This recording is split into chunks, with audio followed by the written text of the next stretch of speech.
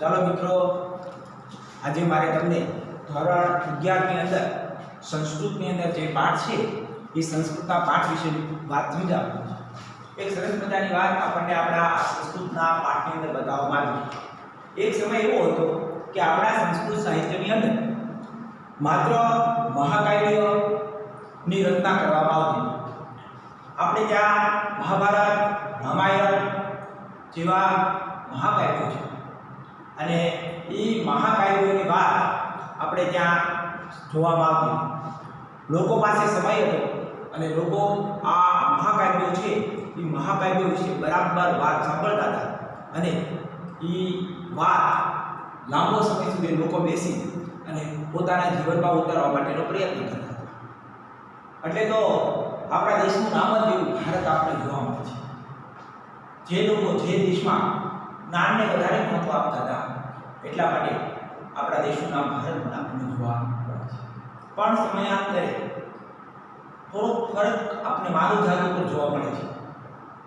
ધીમે ધીમે મહાકાવ્યો આપણા સાહિત્યમાંથી ઓછા થતા જાય છે અને મહાકાવ્યોમાંથી નાની નાની ટૂંકી વાર્તાઓ, નિબંધો આપણા સંસ્કૃત સાહિત્યની અંદર આપણને જોવા મળે છે। તો આવા નિબંધોમાંથી આ એક નિબંધ કિંતઃ કુટિલતા આપણા અભ્યાસક્રમની અંદર આપણને આપવામાં આવ્યો છે। નિબંધનો અર્થ આપણે ખબર છે, ગુજરાતી સાહિત્યમાં આપણે કરતા જેને કોઈ બંધન હોતું નથી એને આપણે નિબંધ કહીએ છીએ। વ્યક્તિ પોતાના વિચારો એની અંદર પોતાની રીતે રજૂ કરી શકે છે। તો એવો આ સંસ્કૃત સાહિત્યની અંદર એક નિબંધ પ્રકારનો આપણા અભ્યાસક્રમમાં પાઠ છે। આપણે એક વસ્તુ જાણીએ છીએ કે દરેક વ્યક્તિને દરેક વસ્તુ આ જગતમાં મળતી નથી। ઘણી બધી વસ્તુઓ છે એ સાવ નજીક આપણે પહોંચી ગયા હોય એ વસ્તુ આપણને પ્રાપ્ત થવાની હોય છે અને અચાનક એ વસ્તુ આપણને મળતી નથી। પછી આપણે આપણું ભાગ્ય, નસીબ આવું કહી અને એ વાતને આપણા જીવનમાં સહજતાથી સ્વીકારવા માટેનો પ્રયત્ન કરતા હોઈએ છીએ। એવી વાત આપણને આ નિબંધની અંદર કરવામાં આવી છે। કિંતઃ કુટિલતા, કિંતઃ એટલે પરંતુ, કુટિલ શબ્દ, આ પરંતુ શબ્દ એવો કુટિલ શબ્દ છે કે વ્યક્તિ પોતાના જીવનમાં જ્યારે ઉન્નતિ સુધી પહોંચી જાય છે અચાનક એના જીવનમાં આ કિંતુ શબ્દ કેવી રીતે ફરક લાવી દે છે, કેવી રીતે પરિવર્તન લાવી દે છે। સફળતા સુધી પહોંચેલી વ્યક્તિ કેવી રીતે નિષ્ફળતાને પ્રાપ્ત કરી જાય છે એની વાત આપણને આ નિબંધ દ્વારા બહુ હળવાશથી સમજાવવા માટેનો પ્રયત્ન કરવામાં આવ્યો છે। એવી વાત આ નિબંધની અંદર છે। આ નિબંધની અંદર નાયક છે એ નાયકના જીવનમાં જે ત્રણ ઘટનાઓ બને છે એ ત્રણ ઘટનાનું સુંદર મજાનું ચિત્રણ આપણા અભ્યાસક્રમમાં આપવામાં આવ્યું છે કે કિંતુ એટલે કે પરંતુ શબ્દ નાયકના જીવનમાં સફળતા સુધી પહોંચ્યા પછી કેવી રીતે નિષ્ફળતા પ્રાપ્ત કરાવે છે આ વાત અહીંયા બતાવવામાં આવી છે। આ કોઈ એક વ્યક્તિની વાત નથી, દરેક માનવના જીવનમાં આવી ઘટના બનતી હોય છે। દરેક વ્યક્તિ દરેક જગ્યાએ સફળતાને પ્રાપ્ત કરતા હોતા નથી। જીવનમાં નિષ્ફળતાઓ વધારે હોય છે, સફળતાઓ બહુ ઓછી હોય છે। તેમ છતાં પણ વ્યક્તિએ એ નિષ્ફળતામાંથી પણ માર્ગ કાઢી અને સફળતા પ્રાપ્ત કરી એવો હેતુ પણ આપણને આ અભ્યાસક્રમના પાઠની અંદર જોવા મળે છે કે દરેકને સફળતા મળતી નથી। મનગમતું અહીં બધાને મળતું નથી અને અણગમતું કોઈને ગમતું નથી। તેમ છતાં પણ સફળતા માટે થઈ વ્યક્તિએ સતત પ્રયત્નશીલ રહેવું એવી વાત આપણને બતાવવામાં આવી છે। આ નાયકના જીવનની ઘટના છે અને ઘટનામાં કિંતુ શબ્દ નાયકને કેવી રીતે પરેશાનીમાં મૂકી દે છે, કેવી રીતે નિષ્ફળતા તરફ લઈ જાય છે એની વાત આપણને આના દ્વારા બતાવવામાં આવેલી જોવા મળે છે। તો આટલી વસ્તુ તમારે આપણા આ પાઠના સંદર્ભમાં યાદ રાખવાની છે। હવે આ ત્રણ પ્રસંગો છે અને આ ત્રણ પ્રસંગો દ્વારા કઈ રીતે વ્યક્તિ પોતાના જીવનમાં નિરાશાને પ્રાપ્ત કરે છે એ વાત આપણને આ ગદ્યમાં બતાવવામાં આવેલી છે। હવે સૌથી પહેલો પ્રસંગ લેખક છે પંડિત મથુરાનાથ, આ એક નામ, અને એમણે કિંતો કુટિલતા નામના નિબંધની રચના કરેલી છે. જો પરીક્ષામાં એમસીક્યુમાં પૂછાય કે સાહિત્ય પ્રકાર કયો, તો નિબંધ. એના લેખક કોણ છે? તો પંડિત મથુરાનાથ, આ એના લેખક છે. તો આ રીતે થોડુંક એમસીક્યુના રૂપમાં પણ આપણે આ પાઠને યાદ રાખવાનું છે. આ 3 પ્રસંગો યાદ રાખવાના છે. સૌથી પહેલો પ્રસંગ આવ્યો ન્યાયાધીશ, વકીલ અને નાયકની વાત. હવે નાયક છે એ પોતે, એને પોતાની એક જમીન હતી, ખેતર. હવે એ નાયક પોતે ખેતરને ખેડતા નથી, વાવતા નથી, પણ એ ખેતર છે એ કોઈ ખેડૂત વાવે છે. હવે ખેડૂતના પરિવારવાળા લોકો છે એ ઘણા સમયથી ખેતરને વાવે છે. ખેતર છે એ નાયકના નામનું છે, એના પરિવારના નામનું છે, એના વડીલોનું ખેતર છે, પણ વાવે છે ખેડૂત ઘણા સમયથી. એટલે નાયકને પોતાની જમીન પાછી લેવી છે, અને નાયક ખેડૂતને પોતાની જમીન પાછી આપવા માટે સમજાવે છે. એટલે ખેડૂત છે આ વાતને સ્વીકારતો નથી. એટલે નાયકને ન છૂટકે ન્યાયાલયનો આશરો લેવો પડે છે. પોતાના ન્યાય માટે, પોતાની જમીન પોતાને પાછી મળે ને એટલા માટે થઈ અને નાયક છે એ ન્યાયાધીશ અથવા તો વકીલનો આશરો લે છે.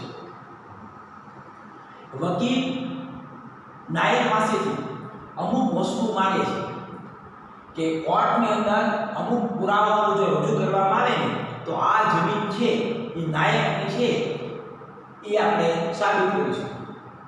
નાયક પોતે સાચા વ્યક્તિ છે, એ જમીન એની પોતાની જ છે, એની પાસે એના દસ્તાવેજો છે, એના પુરાવા છે, અને સાથે સાથે અમુક લોકો જે છે મોટી ઉંમરના, એ મોટી ઉંમરના લોકો છે ને એ તે સાક્ષી પુરાવા માટે નાયકના પક્ષે રહે છે. હવે આ નાયક છે એ કોર્ટમાં વકીલને રાખી અને કેસ લડે છે. બધા પુરાવાઓ, સાક્ષી, આ બધા જ વ્યક્તિઓ છે એ નાયકના પક્ષે રહે છે.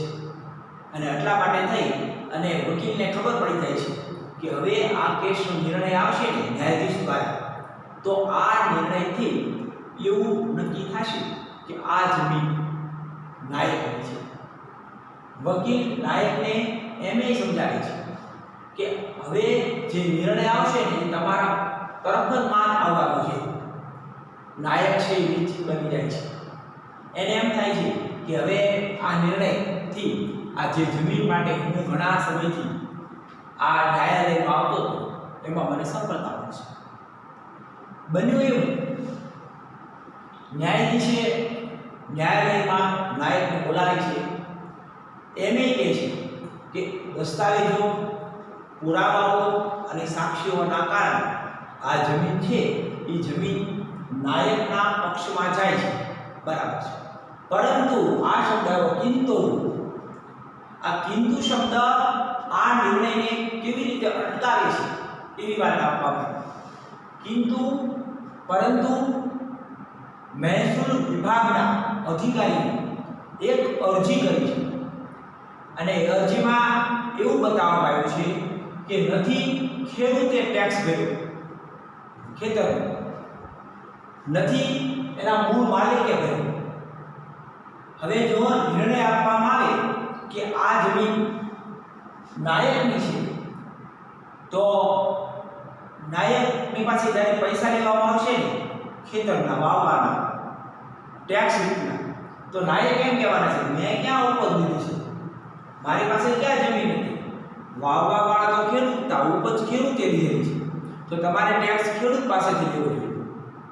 પછી કે ખેડૂત પાસેથી જ્યારે પૈસા માંગવામાં આવશે ને સરકારના મહેસૂલ વિભાગમાંથી, તો ખેડૂત એમ કહેવાના છે કે અમારી જમીન ક્યાં છે, જમીનના મૂળ માલિક તો નાયક છે, તમારે એની પાસેથી પૈસા લેવા જોઈએ. એટલે સરકારને નહીં પૈસા નાયક આગળથી મળે, નહીં ખેડૂત આગળથી મળે, અને એ પૈસા કોની પાસેથી લેવા એટલા માટે થઈ અને મહેસૂલ વિભાગના અધિકારીએ અરજી કરી ન્યાયાધીશને, થોડાક સમય માટે તમે આ ન્યાય અટકાવી અને સરકારમાં જે ટેક્સ જમીનનો ભરવાનો છે એ ગમે એક પક્ષ ભરી દે ને પછી એનો નિર્ણય તમે આપો. તો આમ નાયકને આ કેસમાં સફળતા મળી હતી, તેમ છતાં પણ એમને નિષ્ફળતા થોડાક સમય માટે પ્રાપ્ત થઈ જાય છે અને નાયક આ એક કિંતો શબ્દના કારણે, પરંતુ શબ્દના કારણે ન્યાય મેળવવામાં નિષ્ફળ થઈ જાય છે. તો આમ આ વાતની અંદર કિંતુ શબ્દની કુટિલતા કેવી છે એ વાત બતાવવામાં આવી છે. તો નાયકનો આ પહેલો પ્રસંગ હતો કે સફળતા સુધી પહોંચેલા વ્યક્તિ નાયક ન્યાયાધીશના મુખેથી કિંતો શબ્દ સાંભળે છે, પરંતુ શબ્દ સાંભળે છે અને સફળતા માટે પ્રાપ્ત કરેલી સફળતા સુધી પહોંચેલા વ્યક્તિ કઈ રીતે નિરાશાને પ્રાપ્ત કરે છે એવી વાત આપણને આ એક પ્રસંગમાં બતાવવામાં આવે. પછી એવો ને એવો બીજો પ્રસંગ નાયકના જીવનમાં બન્યો. નાયક પોતે લેખક છે, લખે છે, સંસ્કૃતનું સારું એવું જ્ઞાન ધરાવે છે અને એને ઈચ્છા થાય છે કે હું સંસ્કૃતમાં એક એવા પુસ્તકની રચના કરું કે જે પુસ્તકમાં સુંદર લખાણ હોય, લોકોને ગમે એવી માહિતી હોય, સાથે સાથે સુંદર મજાના ચિત્રોનું આયોજન કરી અને એક સંસ્કૃતમાં એવું પુસ્તક બનાવવું કે જે પુસ્તક લોકો એકવાર વાંચે ને તો એ બીજાને કહે અને એના કારણે વધારે પુસ્તક પોતાનું લોકો સુધી પહોંચે. એ માટે નાયક દ્વારા પ્રયત્ન કરવામાં આવે છે. હવે નાયક પુસ્તક લખવા માટે થઈ અને સંસ્કૃતમાં ખૂબ પ્રયત્ન કરે છે. સુંદર મજાના અક્ષરો દ્વારા આ પુસ્તકનું નિર્માણ કરવામાં આવે છે. પછી યોગ્ય જગ્યાઓ પર જે લખાણ છે ને એના માટેનું એક ચિત્ર દોરવામાં આવે છે, જેથી કરી અને લખાણ અને ચિત્ર બંને જુએ ને તો વ્યક્તિ આનંદપૂર્વક એનો અભ્યાસ કરી શકે, વાંચી શકે. સુંદર મજાના અક્ષરો, મોટા અક્ષરોથી આખું પુસ્તકની રચના કરવામાં આવે. સંસ્કૃત પુસ્તક મહા મહેનતે આ નાયક તૈયાર કરે છે અને એને વિશ્વાસ છે કે મારું આ પુસ્તક જ્યારે લોકો એક વખત વાંચશે ને તો આ પુસ્તકને ખરીદશે અને એનાથી મને પૈસા મળશે. આવા એક હેતુથી, આવા એક સારા જ્ઞાન મળે ને બીજાને, એવા હેતુથી એ પુસ્તકનું નિર્માણ કરે છે. ઘણી બધી મહેનત નાયક કરે છે. પછી પુસ્તક આખું તૈયાર થઈ ગયું ને પછી વિચારે છે કે આ પુસ્તકનું વિમોચન કઈ જગ્યાએ કરવું, કયા વ્યક્તિના હાથેથી આ વિમોચન કરવામાં આવે જેથી કરી કે આ પુસ્તક વધારે લોકો સુધી પહોંચે. પછી લેખક એક નેતા મહોદયને મળે છે નાયક.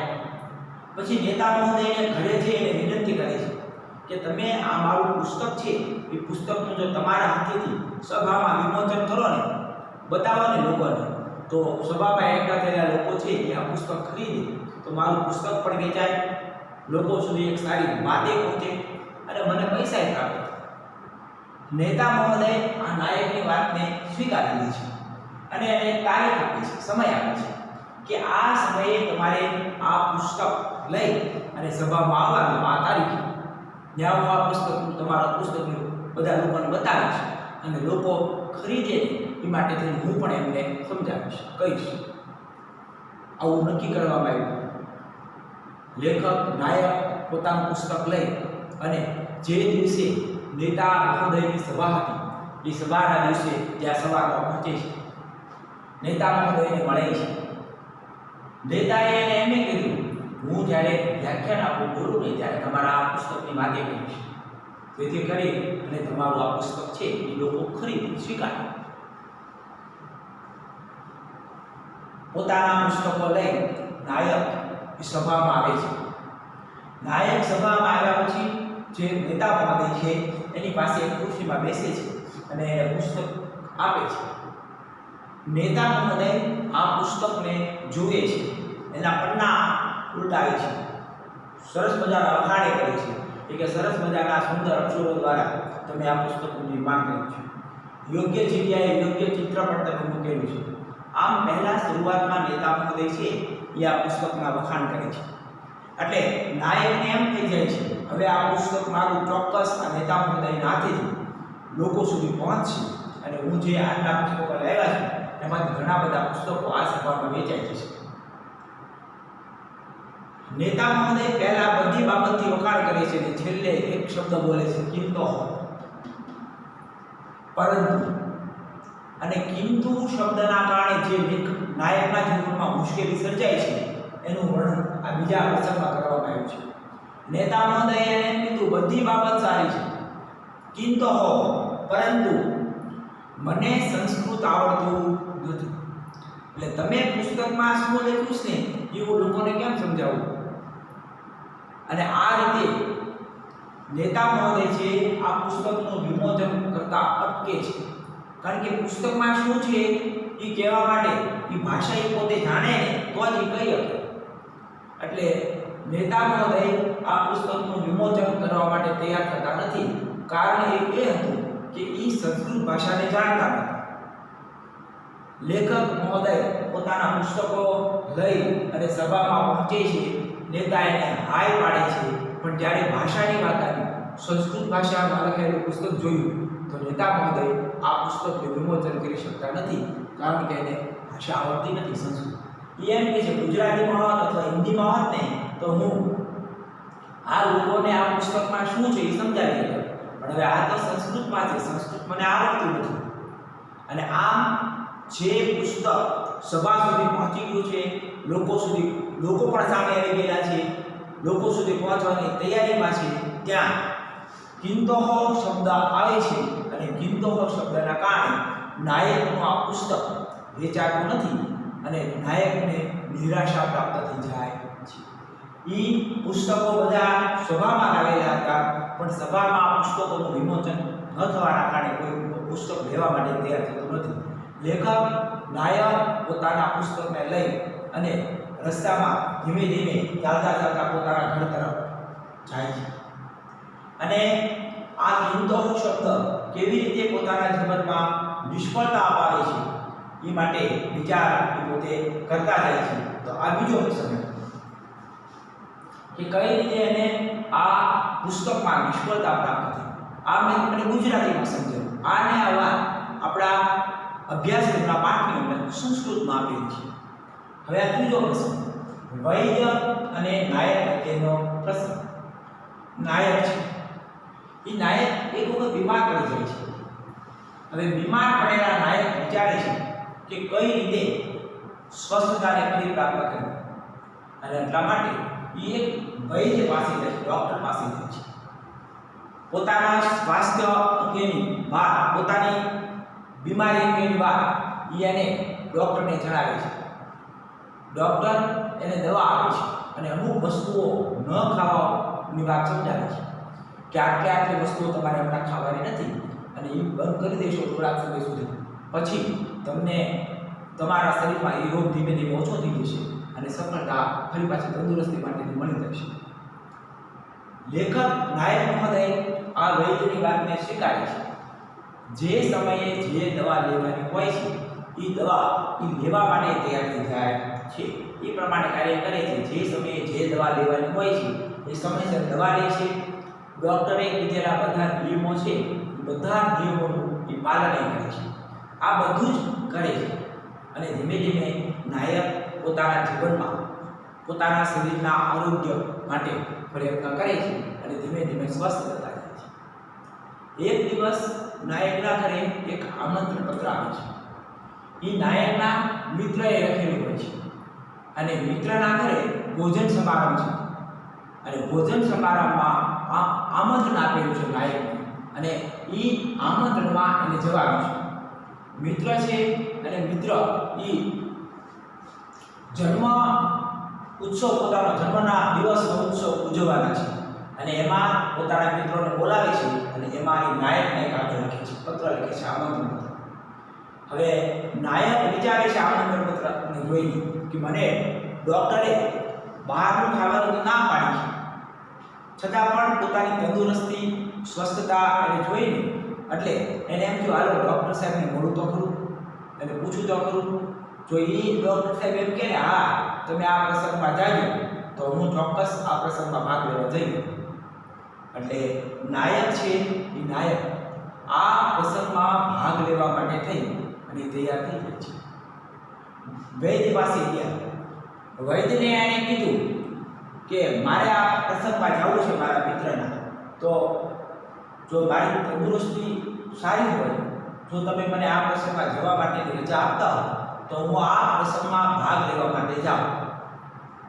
વૈદ્ય હતા ડૉક્ટર સાહેબ, એણે એમ કીધું કે તમારે આ પ્રસંગમાં ભાગ લેવા જવું હોય તો તમે ત્યાં જજો, પણ તીખું નથી ખાવાનું અને તળેલું ખાવાનું નથી. તીખું અને તળેલું તમારે આ પ્રસંગમાં ખાવાનું નથી. બાકીનું જે ભોજન હોય એવું ભોજન તમે ખાય અને ફરી પાછા પોતાના ઘરે પાછા વહી આવજો. પહેલાં તો નાયકને આનંદ થઈ ગયો. હલો વૈદ્ય ડૉક્ટરે જવા માટેની હાથો પાડી. નાયક આ પ્રસંગમાં જવા માટે થઈ અને તૈયાર થઈ જાય છે. નાયક પ્રસંગમાં જ્યારે જાય છે તો બધા મિત્રોને મળે છે, પોતાની પાસે થોડી તંદુરસ્તી પણ છે. પછી ફરતા ફરતા એને એમ થાય છે કે ચાલો રસોડામાં જાઓ અને ત્યાં જે વાનગી મારા આરોગ્ય માટે ઉપયોગી છે એવી વાનગી આરોગ્ય છે. તો રસોડા બાજુ ગયા ને તો જોયું ને તો મોટા ભાગની વસ્તુઓ તીખી અને તળેલી હતી. કોઈ વસ્તુ એવી નહોતી કે જે વસ્તુ તળેલી ન હોય, તીખી ન હોય.